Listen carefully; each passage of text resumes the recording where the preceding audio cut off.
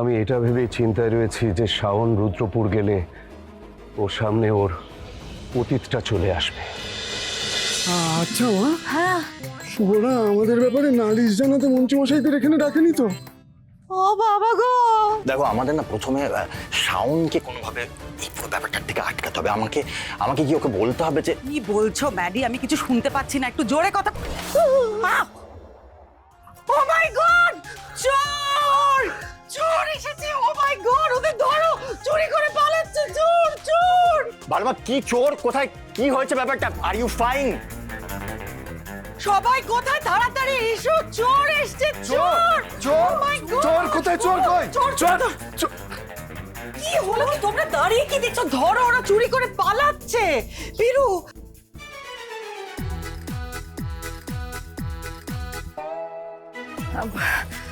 ওনারা আসলে চোর নয়, ও হলো আমার জামাই আর উনি হলেন জামাইয়ের মা। কি? আপনারা এই বাড়িতেই থাকেন? না, এক মিনিট, আমি বুঝতে পারছি না। তাহলে এরকম চাদর মুড়ি দিয়ে ঘুরে বেড়াচ্ছেন কেন এই গরমে? আমাদের খুব ঠান্ডা লাগছিল তো, তাই আসলে। মাথা ঠিক আছে তো? এই গরমে ঠান্ডা লাগছে? আর দিদি, তুই জ্বর টর হয়েছে হয়তো, তুই ছাড় না। চলো সবাই ভেতরে চলো।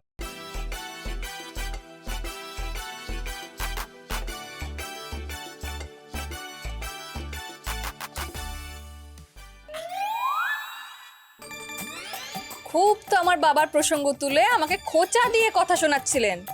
তা আমার বাবা আসতেই এরকম ছেলেকে নিয়ে গা ঢাকা দিচ্ছেন কেন মাসিমা?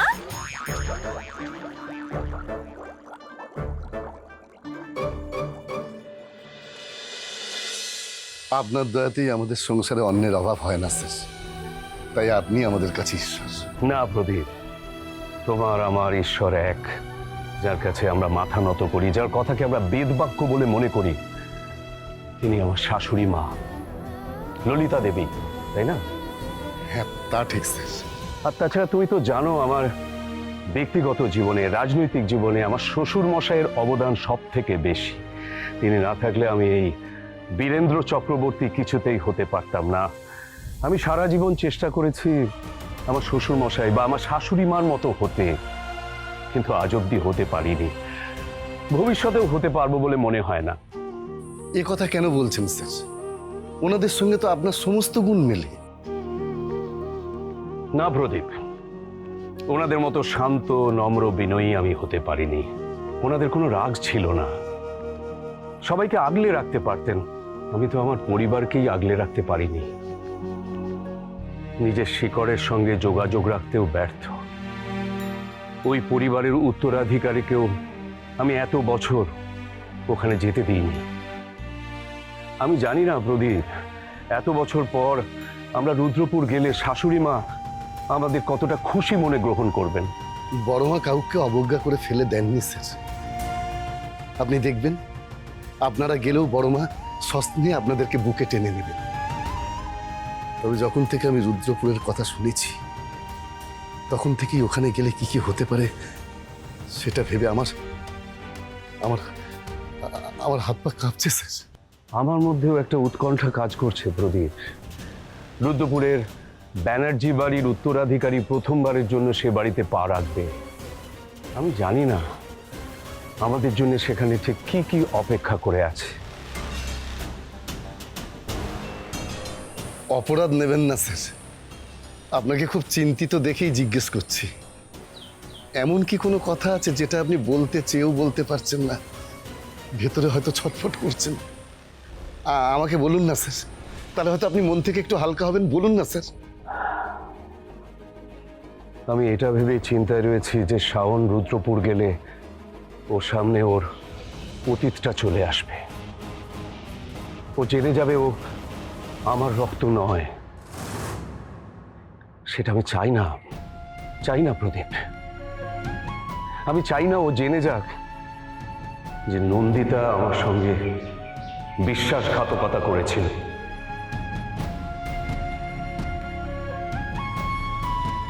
মাঝে মাঝে শাওন আমাকে জিজ্ঞাসা করে আমি কেন ওকে ঘৃণা করি, কিন্তু আজ অব্দি ওকে বলার মতো কোনো উত্তর আমি খুঁজে পাইনি।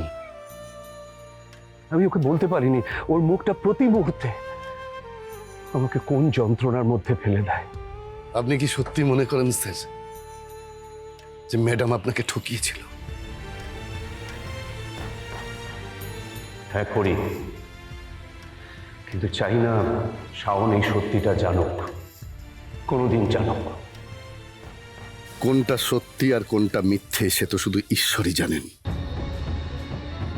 তবে আমার ধারণা যদি সত্যি হয় তাহলে ম্যাডাম যে আপনাকে ঠকাননি, বরং আপনি ষড়যন্ত্রের শিকার হয়েছেন, এ কথা খুব শিগগিরই আপনার সামনে আসবে স্যার।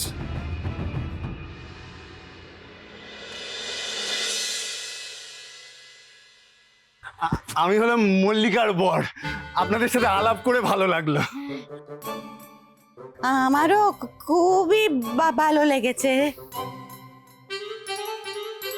ম্যাডাম, আপনার গলাটা এরকম লাগছে কেন? আপনার শরীর ঠিক আছে তো?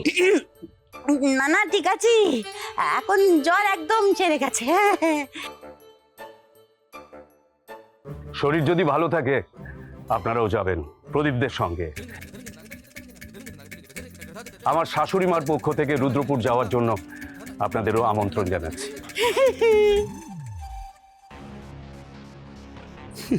যতই খাতির করে ডাকুক, এই ভিখিরিদের সঙ্গে আমি বীরুকে কোথাও যেতে দেব না।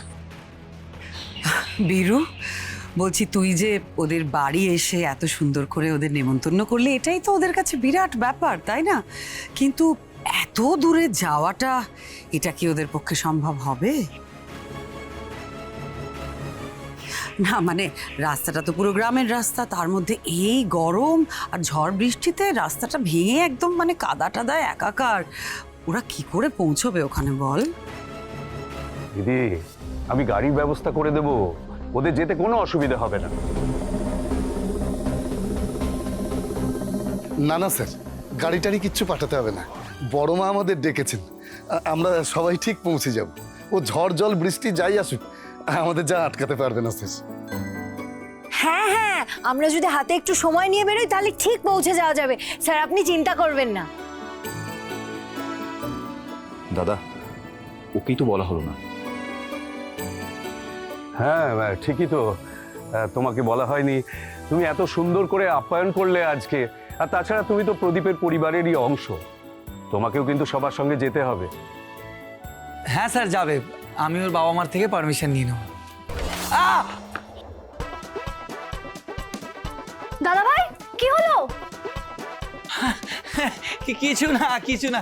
পিঁপড়ে বড় পিঁপড়ে কামড়েছে।